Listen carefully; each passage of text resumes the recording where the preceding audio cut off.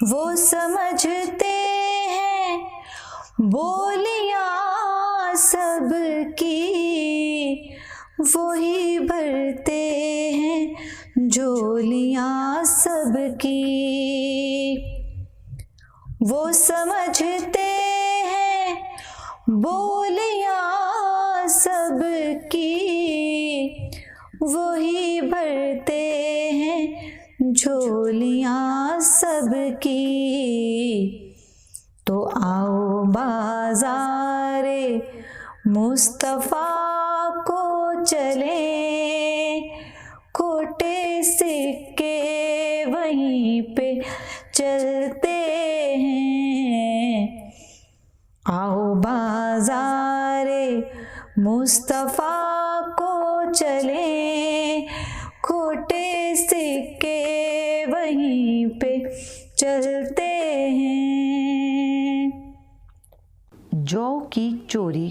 ابی لہب نے حضور علیہ السلام پر قاتلانہ حملہ کرنے کے لیے ایک شخص کو منتخب کیا جس کا بیٹا جنگ بدر میں مسلمانوں کے پاس اسیر تھا۔ اس شخص کا نام عمیر بن وہب تھا۔ ابی لہب نے اس شخص کے سفری اور گھریلو اخراجات پورے کرنے کی ذمہ داری قبول کی۔ عمیر مدینہ پہنچنے کے بعد حضور علیہ السلام کے گھر میں داخل ہو گیا۔ حضور علیہ السلام اپنے گھر کا دروازہ ہر کسی کے لیے کھلا رکھتے تھے۔ عمیر نے دیکھا کہ حضور علیہ السلام اپنی ردا یعنی چادر دھونے میں مصروف ہیں۔ یہ دیکھ کر عمیر بولا، یا محمد، بڑے تعجب کی بات ہے کہ آپ چادر دھو رہے ہیں جبکہ آپ پیغمبر ہونے کا دعویٰ کرتے ہیں۔ حضور علیہ السلام نے جواب دیا، میرے پاس غلاموں اور کنیزوں کی فوج نہیں ہے، میں اپنے کام خود اپنے ہاتھوں سے کرتا ہوں اور تجھے یقین دلاتا ہوں کہ اپنے کپڑے خود دھونے سے پیغمبری میں کوئی فرق نہیں پڑتا۔ پھر حضور علیہ السلام نے اس کے آنے کا مقصد دریافت کیا۔ جواب میں عمیر نے کہا کہ میں اپنے بیٹے کی رہائی کے لیے فدیہ دینے آیا ہوں۔ حضور علیہ السلام نے فرمایا، تو جھوٹ بولتا ہے، تو اس لیے نہیں آیا کہ فدیہ ادا کر کے اپنے قیدی کو چھڑا لے جائے بلکہ تو مجھے قتل کرنے آیا ہے۔ عمیر نے یہ بات سنی تو لرز گیا اور اس کے کپڑوں میں چھپا ہوا خنجر زمین پر گر گیا۔ عمیر بولا، رب کی قسم، میرے اور ان 3 آدمیوں کے سوا جنہوں نے اس قتل کا منصوبہ بنایا تھا، کوئی اور انسان اس سازش سے باخبر نہیں ہے۔ بے شک میں آپ کو قتل کرنے آیا تھا، یقیناً آپ خدا کے سچے رسول ہیں اور میں آپ پر ایمان لاتا ہوں اور ہمیشہ کے لیے کفر اور شرک سے توبہ کرتا ہوں۔ عمیر رضی اللہ تعالی عنہ جب مکہ پہنچے تو انہیں معلوم ہوا کہ ابی لہب طاعون میں مبتلا ہو کر مر گیا ہے۔ ابی لہب کے بعد ابو سفیان نے مخالفین اسلام کی قیادت سنبھال لی۔ اس کی بیوی نے، جس کا نام ہندا تھا، اپنے شوہر سے زیادہ اسلام دشمنی کا مظاہرہ کیا۔ جنگ بدر کے شکست خوردہ مشرکین نے 10 ہفتوں کے بعد مسلمانوں کی سرکوبی کے لیے ابو سفیان کی سرکردگی میں فوج تیار کی۔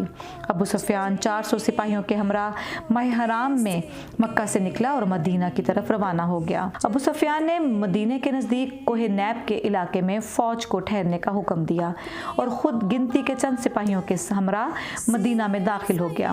مکہ کے قریش اور مدینہ کے یہودیوں نے خفیہ طور پر یہ معاہدہ کر لیا تھا کہ مشرکین مکہ جب بھی مسلمانوں کے خلاف کوئی کارروائی کرنا چاہیں تو یہودی ان کی مدد کریں گے۔ ابو سفیان یہودیوں کے سرکردہ شخص سلام بن مشام سے ملا اور اسے اپنے ارادے سے آگاہ کیا، لیکن مشام نے فی الوقت ساتھ دینے سے انکار کر دیا اور تیاری کے لیے وقت مانگا۔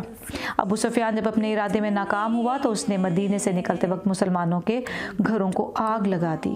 2 مسلمان مزاحمت کرتے ہوئے شہید ہو گئے اور وہ مسلمانوں کا سامان لوٹ کر بھاگ نکلا۔ سامان میں جو کی بوریاں بھی شامل تھیں۔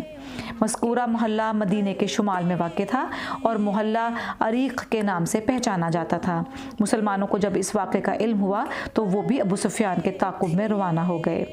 ابو سفیان اور اس کے سپاہی سامان چھوڑ کر فرار ہو گئے۔ اسلامی تاریخ میں یہ واقعہ غزوہ سویق کے نام سے مشہور ہے۔ عربی زبان میں سویق جو کو کہتے ہیں۔ ہم پر آنے والے عذاب ٹلتے ہیں، روک لیتی ہے آپ کی نسبت، تیر جتنے بھی ہم پہ چل